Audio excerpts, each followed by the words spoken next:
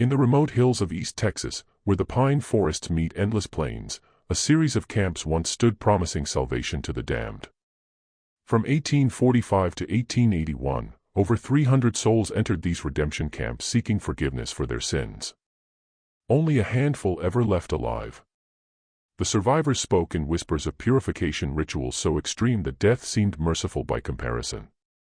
Federal investigators who finally breached these camps in 1881 discovered something far more horrifying than religious fanaticism.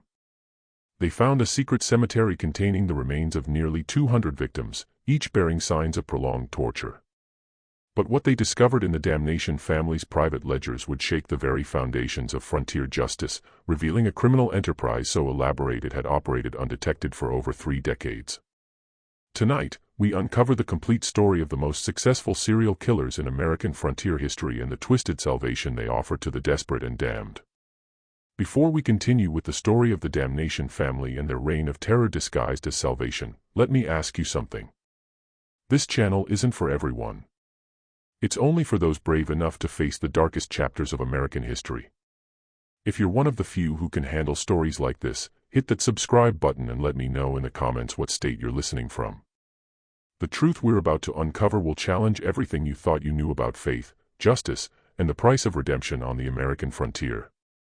The year was 1845, and Texas had just joined the Union as the 28th state after nearly a decade as an independent republic. The frontier was a vast, lawless expanse where desperate men and women fled from their pasts, seeking either redemption or ruin in equal measure. It was a land where a man's word was his bond, where justice often came at the end of a rope, and where religious fervor burned as hot as the summer sun. Along the dusty trails connecting sparse settlements scattered across hundreds of miles, word began to spread of 3 brothers who offered something precious to the damned: immediate salvation through purification of the flesh. The Damnation family, preacher Malachi, evangelist Cornelius, and prophet Jebediah, had arrived in Texas from Arkansas in early 1845, carrying letters of recommendation from various Baptist and Methodist congregations throughout the South. Preacher Malachi Damnation stood 6 feet tall with penetrating gray eyes that seemed to look straight into a man's soul. His black hair was always perfectly groomed, and his voice possessed an otherworldly quality that could make hardened killers weep like children. At 35, he was the eldest and most charismatic of the 3 brothers, capable of delivering sermons that left audiences both terrified and exhilarated. Evangelist Cornelius, 2 years younger, possessed an uncanny ability to read the guilt written on a person's face. He could identify a man's specific sins with such accuracy that many believed he had supernatural powers. His thin frame and hollow cheeks gave him an ascetic appearance that reinforced his reputation for spiritual insight. Cornelius specialized in what the brothers called confession extraction, getting sinners to reveal their darkest secrets. The youngest brother, prophet Jebediah, claimed to receive visions directly from the Almighty. At 28, he was built like a blacksmith with massive hands that he claimed were blessed with healing powers. His role was to oversee the physical aspects of purification, ensuring that each penitent received exactly the level of suffering their sins demanded. Together, they established a network of redemption camps along the most desolate stretches of East Texas, where the cypress swamps met the piney woods and civilization felt like a distant memory. The camps appeared modest from the outside, canvas tents arranged in perfect circles around rough wooden crosses with a central fire pit where the brothers would preach to gatherings of desperate souls. The clientele was exactly what one would expect on the frontier. Cowboys fleeing rustling charges, prostitutes seeking escape from brutal brothel owners, gamblers drowning in insurmountable debt, murderers running from vigilante justice, and deserters from both the Mexican War and various Indian conflicts. But the camps also attracted a surprising number of seemingly respectable citizens, merchants guilty of fraud, politicians fleeing corruption scandals, and even some legitimate seekers of spiritual guidance who had heard of the brothers' reputation for miraculous transformations. The Damnation brothers preached a harsh gospel of immediate purification that resonated with the violent, unforgiving nature of frontier life. Sin must be burned away like chaff in the fire, Malachi would thunder, his voice echoing through the pines as flames danced across his angular face. The flesh must suffer so the spirit can soar to eternal glory. There are no shortcuts to salvation, only the narrow path of pain that leads to paradise. Their reputation for producing miraculous transformations spread throughout Texas and into neighboring states. According to testimonials that appeared regularly in frontier newspapers, men entered the camps as hardened sinners and emerged as new creations, gentle as lambs, pure as mountain snow, ready to spread the gospel to the furthest corners of the earth. It was on a sweltering August night in 1847 that the first disturbing reports began to surface, though few paid attention at the time. A cattle driver named Samuel Hartwell had stumbled into the town of Marshall, Texas, barely alive and speaking in terrified whispers about what he had witnessed at a redemption camp near the mysterious waters of Caddo Lake. Hartwell's appearance was shocking to those who had known him before his spiritual journey. Once a robust man in his 30s, he now appeared gaunt and prematurely aged, his hair having turned completely white. His hands shook uncontrollably, and he would flinch violently at unexpected sounds. Most disturbing were his eyes. Once bright blue, they now held a hollow, haunted quality that suggested he had seen things no man should witness. His story was fragmented, told between fits of trembling and moments of catatonic silence that could last for hours. According to the local pastor who took him in, Hartwell would wake each night screaming about the pit of purification and the screaming that never stopped. During his more lucid moments, he spoke of arriving at the camp seeking forgiveness for killing a man in a saloon fight over a disputed card game. They said the pain would cleanse my soul, Hartwell whispered to Pastor William Matthews, his voice barely audible even in the silence of the church. Brother Malachi looked into my eyes and told me exactly what I had done. Not just the killing, but things I'd never told another living soul. He knew about the money I'd stolen from my mother before leaving Arkansas. He knew about the woman I'd left pregnant in New Orleans. He knew everything. According to Hartwell's account, the purification process began immediately upon arrival at the camp. New penitents were stripped of all possessions, including their clothes, and given rough burlap robes to wear. They were then required to confess not only the sin that had brought them to the camp, but every transgression they had ever committed, no matter how minor. Brother Cornelius would sit across from you with this ledger, Hartwell recalled, his voice taking on a monotone quality as if reciting from memory. He'd write down everything you said, and if he suspected you were holding something back, Brother Jebediah would use his gifts to help you remember. Those hands of his, they could cause pain you couldn't imagine. The confession process could take days or even weeks depending on the perceived honesty of the penitent. Only when the brothers were satisfied that every sin had been revealed would the physical purification begin. This started with a complete fast, 7 days with nothing but water, during which the penitent was forced to dig their own grave as a symbol of their spiritual death. The hunger was nothing compared to what came next, Hartwell continued, his entire body beginning to shake as he recalled the memories. They called it the trial of fire. Beatings with leather whips that had metal fragments sewn into them. Each lash was supposed to represent a specific sin being scourged from your flesh, but it went on for hours, sometimes days. But the physical torture was only the beginning. Hartwell described ritualistic burials where penitents were placed in the graves they had dug and covered with dirt, leaving only their faces exposed. They would remain buried for varying lengths of time, sometimes minutes, sometimes hours, while the brothers prayed over them and declared their spiritual death complete. Some of them never came back up, Hartwell whispered, his eyes wide with remembered terror. Brother Malachi would stand over the graves and declare them perfectly purified. Said they'd been called home to glory. But I saw their faces when they went under. There was no peace, only absolute terror. The most horrifying aspect of Hartwell's account was his description of those who didn't survive the purification process. According to him, the brothers maintained that death during purification was the ultimate blessing, proof that the individual had achieved such complete spiritual cleansing that God had called them directly to paradise. They had a special ceremony for the ones who died, Hartwell recalled. Brother Malachi would read from the Bible while Brother Jebediah covered the grave, and then they'd plant a wooden cross and add the person's name to what they called the roll of the redeemed. They said these souls were the lucky ones. They'd skipped purgatory entirely. Local authorities in Marshall initially dismissed Hartwell's story as the ravings of a man broken by guilt and frontier madness. After all, no one had come forward to report missing persons, and the Damnation brothers had impeccable credentials. They carried letters of recommendation from churches throughout Arkansas, Louisiana, and Mississippi, along with testimonials from grateful families whose loved ones had been transformed by their ministry. Sheriff Tom Bradley, a practical man who had seen his share of frontier violence, was particularly skeptical. "The frontier is full of men running from something," he told Pastor Matthews. "Sounds to me like Hartwell got religion the hard way and his mind snapped under the strain." These revival preachers can get pretty enthusiastic, but murder, that's a serious accusation to make without proof. The matter was quietly dropped, and within a month, Hartwell himself had disappeared. Some said he'd moved on to California. Others claimed he'd returned to Arkansas. Pastor Matthews suspected something more sinister, but without evidence there was nothing he could do. The camps continued to operate without interference, their reputation for miraculous conversions growing with each passing season. But Hartwell's disappearance was just the beginning of a pattern that would emerge over the following decades. As the months turned to years, the legend of the Damnation family's miraculous conversions spread throughout the South and beyond. They claimed to have saved over 1,000 souls, transforming the most hardened criminals into model citizens who went forth to spread the gospel in the most dangerous corners of the frontier.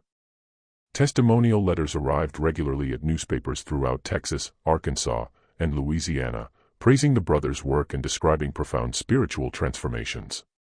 The testimonials followed a remarkably consistent pattern. A desperate sinner would arrive at a redemption camp, undergo the purification process, and emerge as a completely new person. Within weeks of their transformation, they would feel called to missionary work in remote territories, California, Oregon, the Rocky Mountains, or deep into Indian Territory. Their final letters to family members spoke of their overwhelming desire to bring salvation to the unreached, often requesting financial support for their evangelical missions. Yet for those who looked closely, there were troubling patterns that suggested all was not as it seemed. The redemption camps moved frequently, never staying in one location for more than 6 months. The brothers explained this as following God's calling to reach new populations of sinners, but it made tracking their activities nearly impossible for law enforcement agencies that were already stretched thin across the vast frontier. More disturbing were the accounts of families who sent wayward sons or daughters to the camps only to receive letters months later informing them that their loved ones had been so transformed by the experience that they had felt called to missionary work in distant territories. These family members were never seen or heard from again. But the Damnation brothers always had explanations, and often forged letters, to account for their absence. Mrs. Eleanor Westbrook of New Orleans became one of the first to question the brothers' claims when her son Thomas, a gambling addict with mounting debts, disappeared after entering a redemption camp near Shreveport in 1849.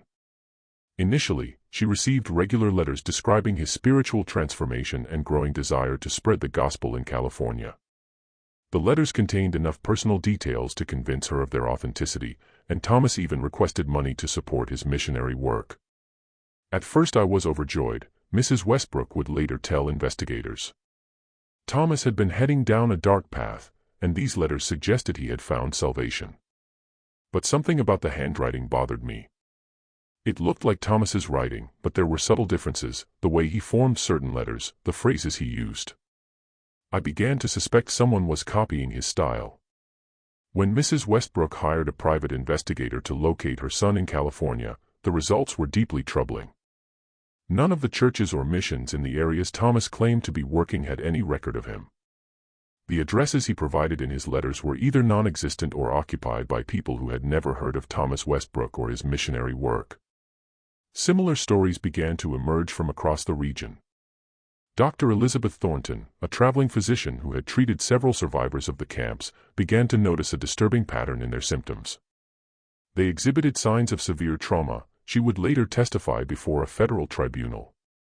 Not the peaceful countenance of the spiritually redeemed, but the hollow stare of those who had witnessed unspeakable horrors. The few survivors who did return to civilization were indeed changed men and women, but not in the way the brothers claimed. They spoke little, started at sudden noises, and seemed to carry a burden of knowledge too terrible to share. Most disturbing was their universal reluctance to discuss their time at the camps, as if bound by some unholy oath of silence. Dr. Thornton documented several cases that particularly troubled her. Jacob Miller, a former outlaw who had survived the purification process, displayed symptoms I had only seen in soldiers who had witnessed the worst atrocities of war. He would wake screaming about the pit and the ceremony of ascension, she noted in her journal. When pressed for details, he would only say that some forms of salvation came at too high a price. Another survivor, a woman named Sarah Colby who had sought redemption after abandoning her children to pursue a life of prostitution, returned to her family a broken shell of her former self. She would spend hours staring at nothing, her sister Mary reported. Sometimes she would whisper prayers, but they weren't normal prayers. She would ask God to forgive her for the things she had seen, not the things she had done. Perhaps most telling was the case of Reverend Peter Hawkins, a Methodist minister who had volunteered to observe the Damnation brothers' methods with an eye toward incorporating their techniques into his own ministry. Hawkins had entered the camp as a spiritual mentor and observer, not as a penitent. Yet he emerged just as traumatized as any other survivor. There are forms of evil that masquerade as righteousness, Hawkins told Dr. Thornton during one of their sessions. I went seeking inspiration for my ministry and found something that shook my faith to its core. The brothers are not servants of God. They are something else entirely, something that uses our deepest spiritual needs as weapons against us. When pressed for specifics, Hawkins would only say that the true purpose of the camps had nothing to do with salvation and everything to do with exploitation of the most vulnerable members of society. He refused to elaborate, claiming that speaking the truth would only endanger others who might be tempted to investigate. The pattern of mysterious disappearances and traumatized survivors continued throughout the 1850s and into the 1860s. But the chaos of the Civil War provided perfect cover for the Damnation brothers' activities. With entire populations displaced and communication systems disrupted, it became even easier for people to vanish without explanation. However, the end of the war brought new challenges for the brothers and new opportunities for those seeking to expose their crimes. In the spring of 1879, nearly 15 years after the conflict's end, a young Texas Ranger named Captain James Morrison began investigating reports of missing persons throughout East Texas. Morrison was a methodical man with a background in military intelligence, and he noticed something that others had missed, a pattern of disappearances that seemed to follow the movement of the redemption camps like a shadow across the frontier. Morrison had been assigned to the case after receiving a formal complaint from Senator Charles Whitman of Louisiana, whose nephew had disappeared after entering a damnation camp near the Texas border. Unlike previous investigations, which had been conducted by local sheriffs with limited resources and jurisdiction, Morrison had the authority and funding to conduct a comprehensive multi-state investigation. "There's something here that doesn't add up," Morrison wrote in his initial report to Ranger headquarters in Austin. "I've documented over 60 missing persons cases in the past 3 years alone, all connected to these redemption camps. That's not counting the cases from earlier years or other states where records are incomplete." Morrison's investigation led him to interview dozens of families who had lost contact with relatives after they entered the camps. The stories were remarkably similar. Loved ones would seek redemption at a damnation camp. Correspondence would continue for several weeks describing their spiritual transformation, then abruptly cease with a final letter explaining their calling to missionary work in remote locations. The ranger's suspicions deepened when he attempted to verify these missionary claims. Letters sent to the addresses provided were invariably returned as undeliverable. Churches and missions in the territories where the converts had allegedly gone to serve had no record of their arrival. Most damning, Morrison discovered that several of the testimonial letters supposedly written by grateful families contained identical phrases and even identical grammatical errors. "Someone is manufacturing these testimonials," Morrison concluded in a confidential memo to his superior. "The question is whether we're dealing with fraud, kidnapping, or something worse." Morrison's breakthrough came when he encountered a man named Tobias Fletcher in a tavern in Jefferson, Texas. Fletcher was drunk and rambling, but his story was coherent enough to send chills down Morrison's spine. Fletcher claimed to have worked as a gravedigger and general laborer for the Damnation brothers for nearly 2 years in the mid-1870s. "I thought I was helping with the Lord's work," Fletcher whispered, his hands shaking as he reached for his bottle.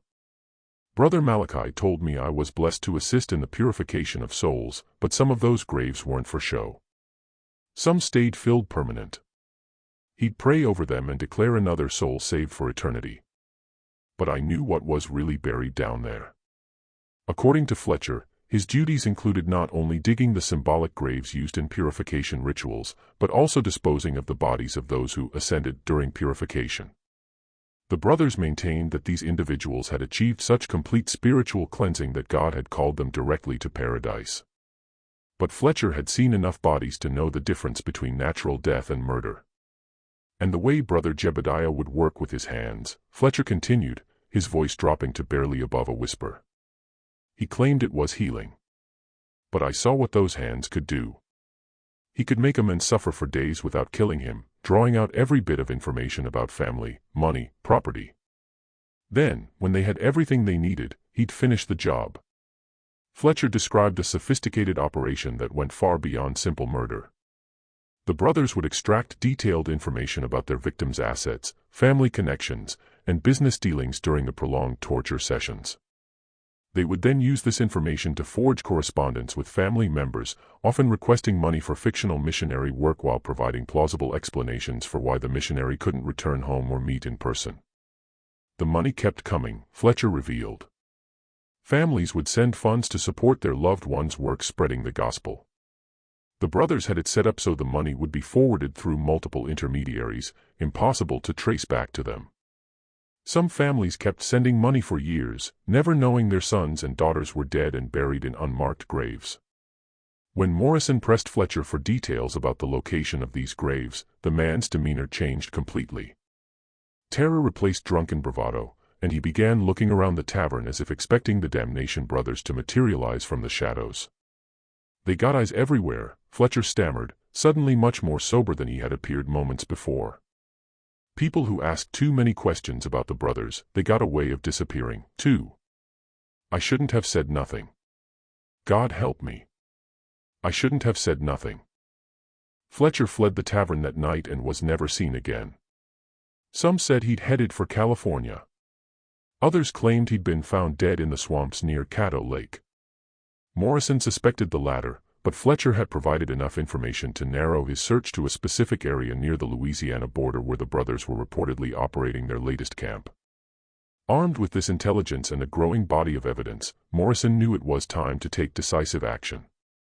He assembled a small team of trusted rangers and set out for the region near Caddo Lake, where the Damnation family was reportedly operating their latest camp. The journey took them through some of the most remote and forbidding terrain in Texas, dense forests where the canopy blocked out the sun and cypress swamps that seemed to swallow sound itself. Morrison's team consisted of 3 other rangers, Sergeant Bill Crawford, a grizzled veteran of the Indian Wars, Corporal Miguel Santos, a former vaquero with unmatched tracking skills, and Private David Thompson, a young man whose sharp eyes and steady nerves had earned him a reputation as an exceptional marksman. Each man had been chosen for his discretion as well as his skills. Morrison couldn't risk word of their investigation reaching the wrong ears. As they approached the area, Morrison's team began to notice disturbing signs that suggested something was fundamentally wrong with the region. The local wildlife seemed unusually scarce. Even the insects that normally plagued travelers in the humid East Texas climate were noticeably absent. The few settlers they encountered warned them away from the area, speaking of unholy ground and cursed soil where nothing would grow properly. Ain't nothing natural about that place, warned an old trapper named Ezekiel Marsh, whom they encountered at a trading post near Marshall. Been hunting these woods for 30 years, and I can tell you that land near the lake ain't right. Animals won't go near it, and the few that do come back changed, if they come back at all. Marsh's description of the area matched reports Morrison had gathered from other sources. Multiple witnesses described a section of forest where the trees grew in strange twisted patterns and where the normal sounds of wildlife fell silent. Some attributed this to Indian burial grounds or other supernatural causes, but Morrison suspected a more mundane explanation. The presence of large quantities of decomposing organic matter could certainly affect local ecosystems. The team made camp several miles from the reported location of the redemption site, planning to observe the Damnation brothers' activities before making any move. Morrison's strategy was to gather irrefutable evidence of criminal activity before confronting the brothers directly. He knew that their religious credentials and reputation for good works would make it difficult to convince a jury without overwhelming proof of wrongdoing. On their first night, the Rangers heard distant sounds that confirmed their worst suspicions. Carried on the night wind from the direction of the camp came the unmistakable sounds of human suffering, screaming, pleading, and what sounded like religious chanting in languages none of them recognized.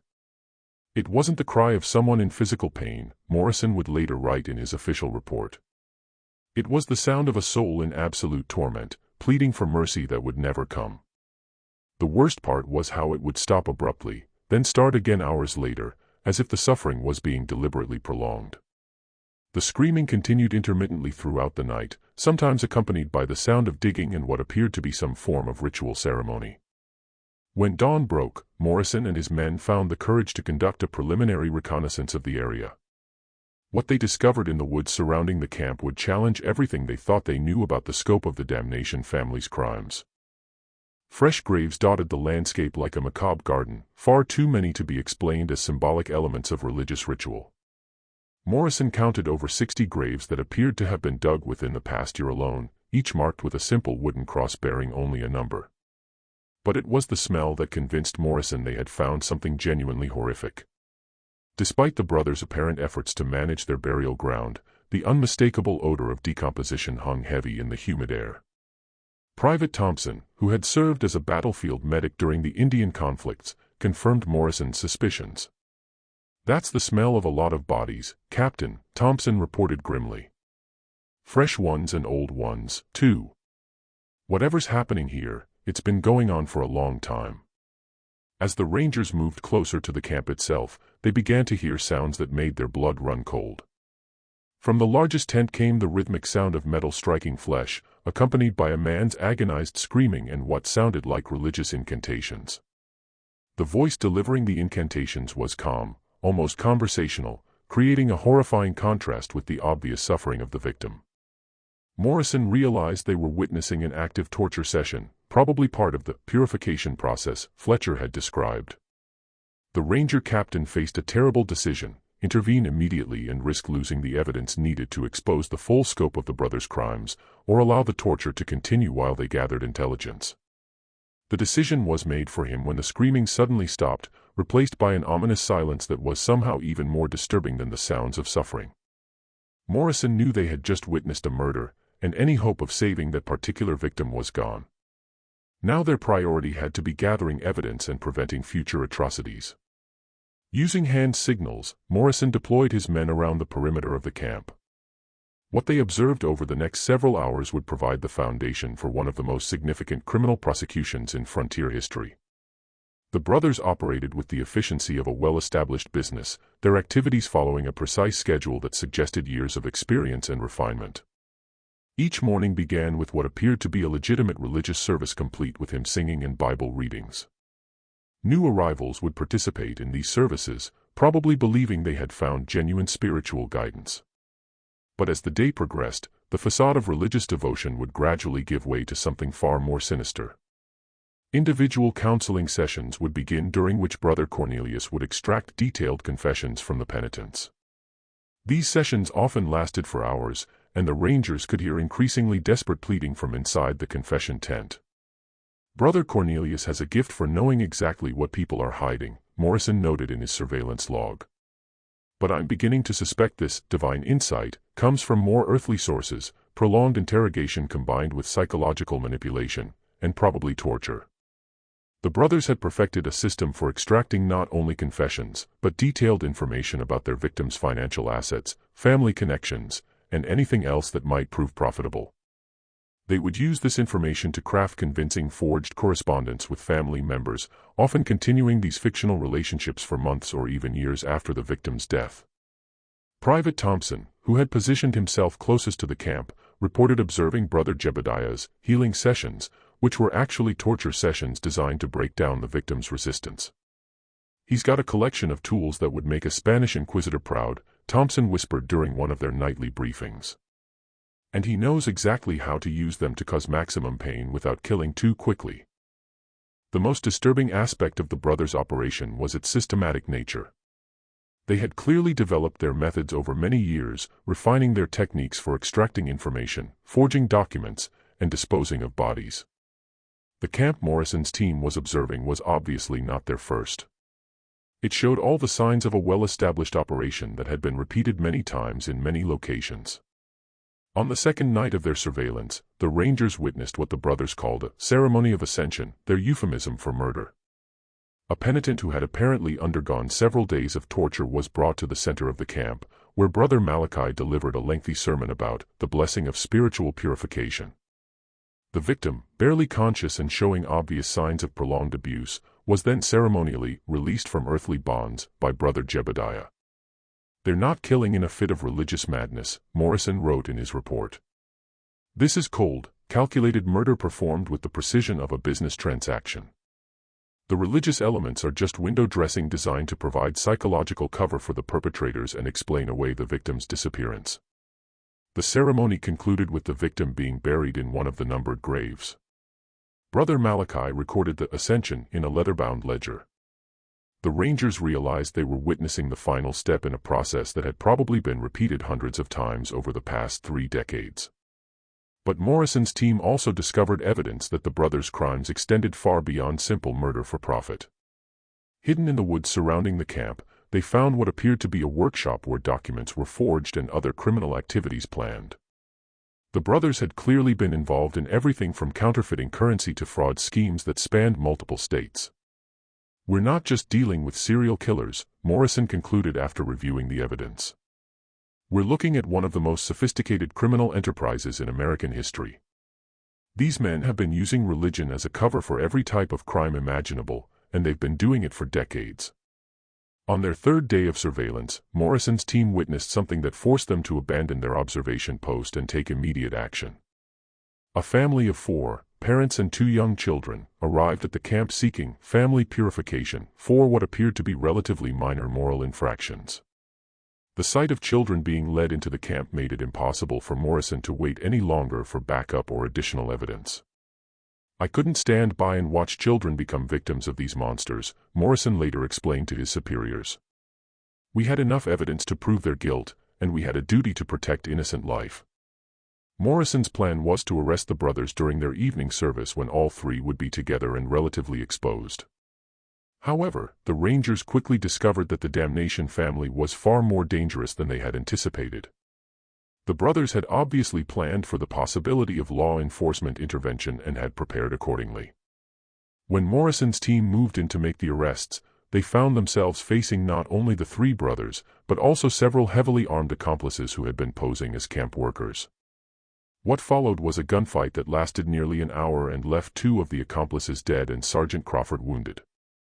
During the battle, the Rangers were horrified to discover that some of the camp's penitents had been so thoroughly broken by their torture that they actually tried to defend their tormentors. These victims, apparently suffering from what would later be recognized as a form of psychological conditioning, believed that attacking the brothers would result in their own damnation.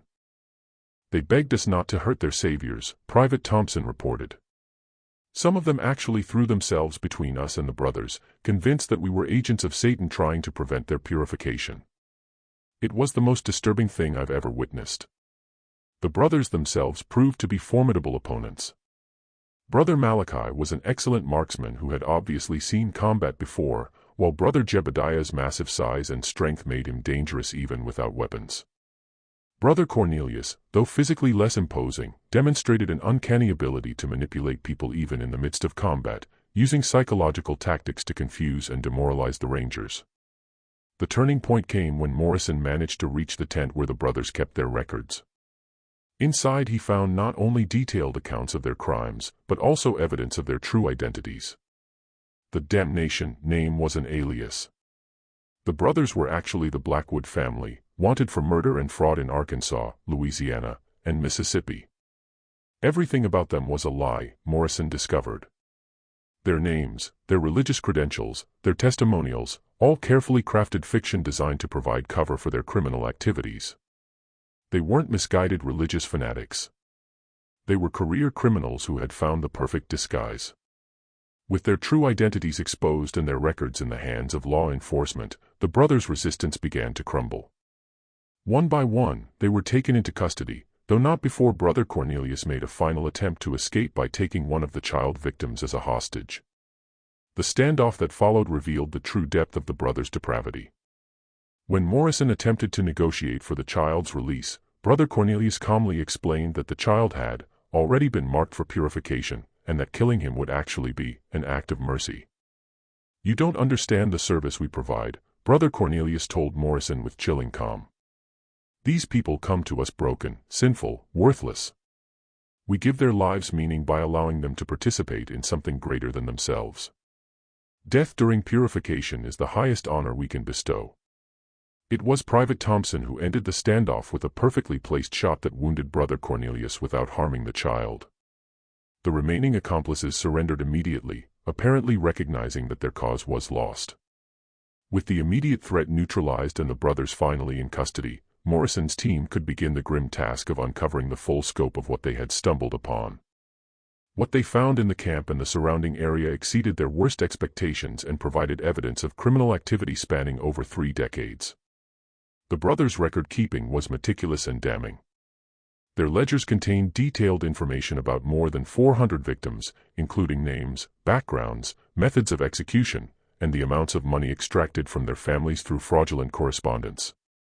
The records showed that the brothers had been operating since at least 1843, 2 years before their arrival in Texas. They kept records like it was a business, Morrison reported. Each victim was assigned a number and they tracked everything: how much money was stolen, what information was extracted, even which torture methods were most effective for different types of people. It's the most coldly methodical approach to murder I've ever encountered. The physical evidence was equally horrifying. Excavation of the numbered graves revealed the remains of nearly 200 individuals, most showing signs of prolonged torture before death. The victims ranged in age from teenagers to elderly individuals and included both men and women from all walks of life. Forensic examination of the remains, conducted by Dr. Elizabeth Thornton and a team of medical experts brought in from Austin and New Orleans, revealed the sophisticated nature of the brothers' torture methods. They had clearly studied human anatomy and psychology, Dr. Thornton reported. Their techniques were designed to maximize suffering while keeping victims alive as long as possible. The discovery that shocked investigators most was evidence that the brothers had been experimenting with different methods of prolonged torture, apparently seeking to develop more effective interrogation techniques. Some victims showed signs of having been subjected to multiple different torture methods over extended periods, suggesting that their suffering had been used as a form of research. This wasn't just about extracting money or information, Morrison concluded. I believe these men derived genuine pleasure from causing suffering. The religious framework provided justification for their sadistic impulses while also attracting a steady supply of vulnerable victims. The workshop Morrison's team had discovered yielded additional evidence of the brothers' criminal versatility. In addition to document forgery equipment, they found printing plates for counterfeit currency, stolen religious artifacts that had been modified for torture purposes, and detailed maps showing the locations of other camps the brothers had operated throughout the South. Perhaps most disturbing was the discovery of what appeared to be a training manual written by Brother Malachi detailing methods for identifying and exploiting vulnerable individuals. The manual included psychological profiles of different types of victims, techniques for gaining their trust, and step-by-step instructions for extracting maximum value from each person before their death. They had turned human exploitation into a science, Dr. Thornton observed after reviewing the manual. Every aspect of their operation was calculated to maximize profit while minimizing risk of detection. It's a level of systematic evil that defies comprehension. The scope of the brothers' network became clear when investigators examined their correspondence with accomplices in other states. The Damnation family had not been operating alone. They were part of a larger criminal organization that included forgers, con artists, and even some corrupt law enforcement officials who had been paid to look the other way. As word of their arrest spread throughout the region, a flood of new information began pouring in from across the South. Letters arrived describing similar camps and suspicious disappearances dating back to the early 1840s. Mrs. Catherine Phillips of Mobile, Alabama, wrote to authorities describing the disappearance of her husband in 1852 after he had attended a purification camp operated by 3 brothers who matched the description of the Damnations. Samuel received letters from our son for nearly 2 years after he left for the camp, she explained. The letters described his missionary work in California and requested money for his evangelical efforts. We sent over $800 before the letters stopped coming. Similar stories emerged from Louisiana, Arkansas, Mississippi, and even Indian Territory. A pattern emerged of camps that would operate for 6 to 12 months in remote locations before moving on, leaving behind only vague stories of successful conversions and departed missionaries. The investigation revealed that the brothers had perfected a method of exploiting the poor communication systems of the frontier era. By operating in remote areas and constantly moving their base of operations, they had made it nearly impossible for law enforcement agencies to track their activities or connect disappearances across different jurisdictions. They understood better than most law enforcement officials how to exploit the weaknesses in our system, Morrison noted in his final report.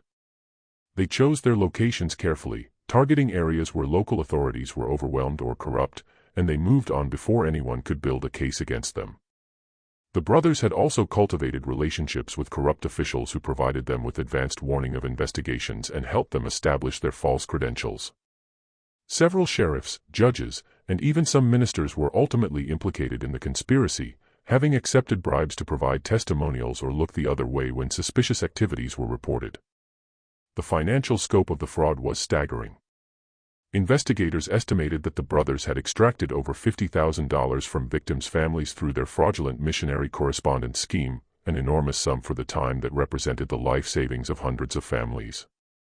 But the psychological damage extended far beyond financial loss.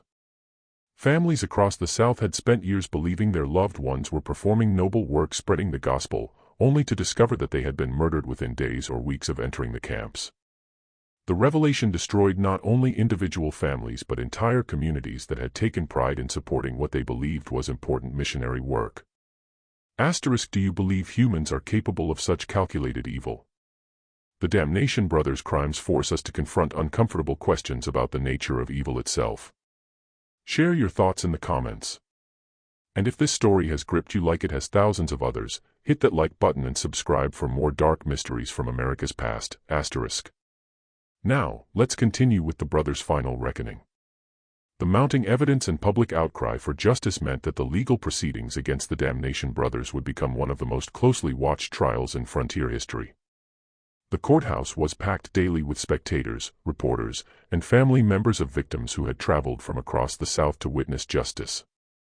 The prosecution, led by District Attorney Robert Maxwell, faced the challenging task of presenting evidence of crimes that had occurred over nearly 4 decades and across multiple states.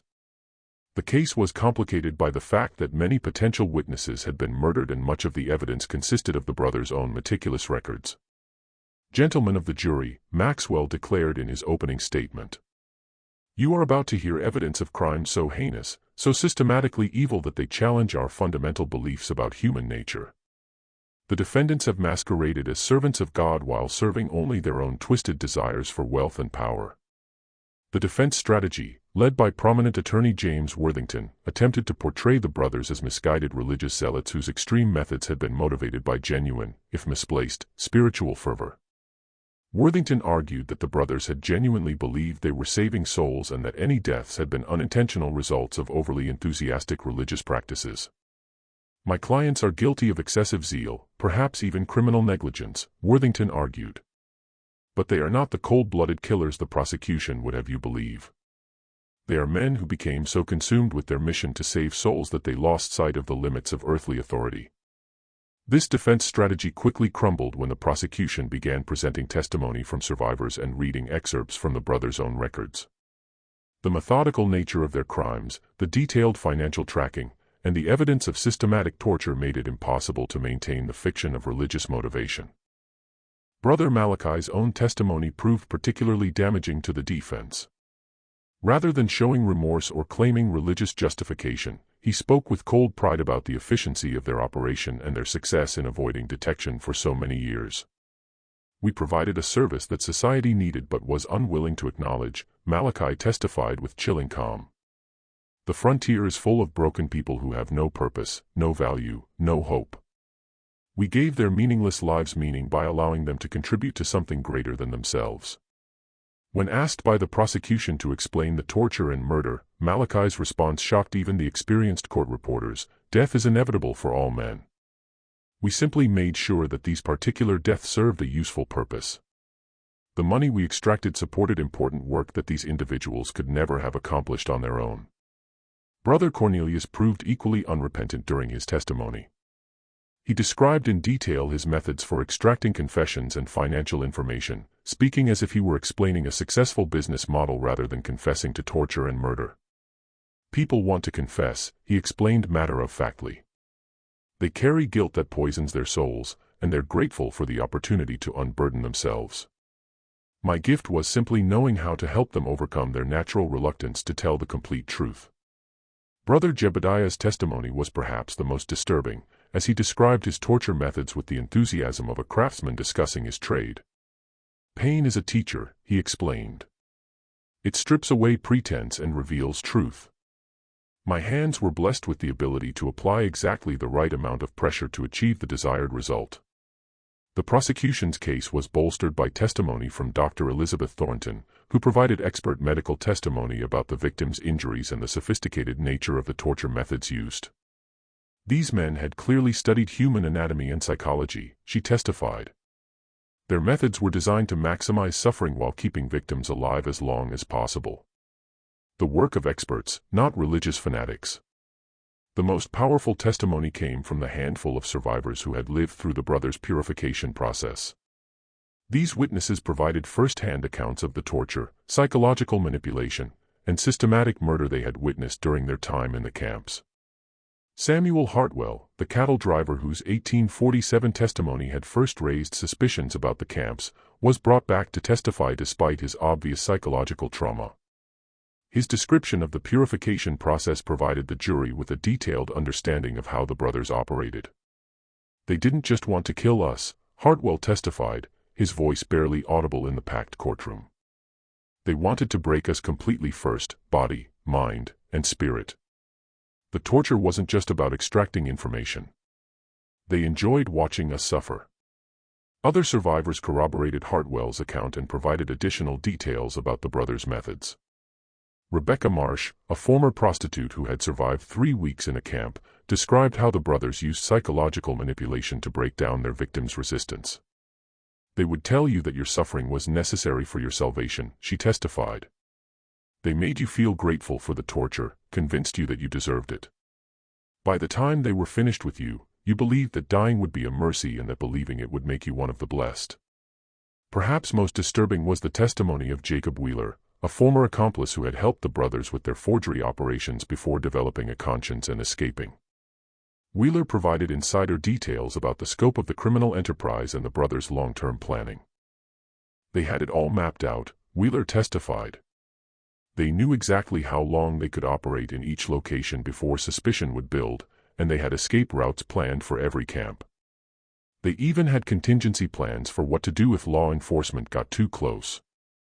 Wheeler's testimony revealed that the brothers had been planning to expand their operations to California and Oregon, where the gold rush had created new populations of desperate individuals who might be vulnerable to their schemes. They saw the Western migration as a business opportunity, he explained. All those people heading west with money and no family connections to track them down if they disappeared. One of the most shocking moments of the trial came when the prosecution revealed the brothers' true identities and criminal histories. Court records from Arkansas showed that the men calling themselves the Damnation family were actually Jacob, Cornelius, and Josiah Blackwood, brothers who had been wanted for murder and fraud since 1841. The Blackwood brothers had originally operated as confidence men in Little Rock, Arkansas before graduating to more serious crimes. Their first known murder had occurred in 1842 when they killed a wealthy merchant who had discovered their fraudulent activities. Rather than face justice, they had fled west and assumed the identities of deceased ministers whose credentials they had stolen from a burned church. Everything about their religious personas was carefully constructed fiction, Prosecutor Maxwell revealed to the stunned courtroom. They studied legitimate religious practices and terminology well enough to fool even experienced ministers. Their entire identity as the Damnation family was an elaborate disguise created to provide cover for their criminal activities. The revelation explained many of the inconsistencies that had troubled investigators over the years. The brothers' unusual interpretations of Christian doctrine, their reluctance to associate with other ministers, and their constant movement between locations all made sense when viewed as the behavior of criminals maintaining false identities. DNA evidence also revealed that one of the men calling himself Jebediah Damnation was not actually related to the other two brothers. Court records showed that Jebediah was actually Walter Grimm, a former soldier who had been discharged from the army for brutality toward prisoners during the Mexican War. Grimm had joined the Blackwood brothers sometime in the late 1840s and had proven so valuable to their operations that they had included him in their assumed family identity. After deliberating for less than 3 hours, the jury returned guilty verdicts on all counts for all 3 defendants. The evidence had been so overwhelming and the crimes so heinous that there was no realistic possibility of acquittal. Judge Harrison Caldwell, a stern man who had presided over many frontier justice cases, delivered sentences that reflected the unprecedented nature of the crimes. "In my 30 years on the bench," he declared, "I have never encountered evil of such systematic, calculated nature. Your crimes represent not only murder and fraud, but an assault on the very foundations of civilized society." Jacob Blackwood, brother Malachi, was sentenced to death by hanging for 17 counts of first-degree murder. Cornelius Blackwood, brother Cornelius, received the same sentence for 12 counts of murder and numerous counts of fraud and torture. Walter Grimm, brother Jebediah, was sentenced to death for 23 counts of murder, making him responsible for more confirmed deaths than either of his partners. The sentences were carried out on November 15, 1882 before a crowd of over 2,000 spectators who had traveled from across Texas and the surrounding states to witness the executions. Even on the gallows, the 3 men showed no remorse for their crimes. Jacob Blackwood's final words were characteristic of the arrogance he had displayed throughout the trial: "We gave meaning to meaningless lives and purpose to purposeless deaths. History will vindicate our methods even if contemporary society lacks the vision to understand them." Walter Grimm spoke last, and his final statement sent chills through the assembled crowd. "There are others like us out there. We were not unique. We were simply more successful than most. The frontier breeds predators, and there will always be those who know how to exploit the desperate and the damned." The Damnation case became a turning point in frontier law enforcement, leading to new requirements for religious organizations operating in remote areas and increased cooperation between law enforcement agencies across state lines. The case also highlighted the vulnerability of isolated populations and the need for better communication systems to track criminal activity across jurisdictions. Dr. Elizabeth Thornton used her experience with the case to write one of the first comprehensive studies of criminal psychology, focusing on the methods used by systematic killers to identify and exploit vulnerable victims. Her work became a foundation for modern criminal profiling and victim advocacy programs. The financial impact of the brothers' crimes extended far beyond their immediate victims. Families across the South who had been sending money to support fictional missionary work found themselves financially ruined. Several communities that had taken pride in supporting what they believed was important evangelical work were left devastated by the revelation that their contributions had been funding murder and torture. Captain James Morrison was promoted to major and placed in charge of a new multi-state task force designed to investigate criminal organizations operating across state lines. His methodical approach to the Damnation investigation became a model for complex criminal investigations throughout the American West. The sites of the brothers' camps remained largely abandoned, avoided by locals who believed the ground itself had been cursed by the atrocities committed there.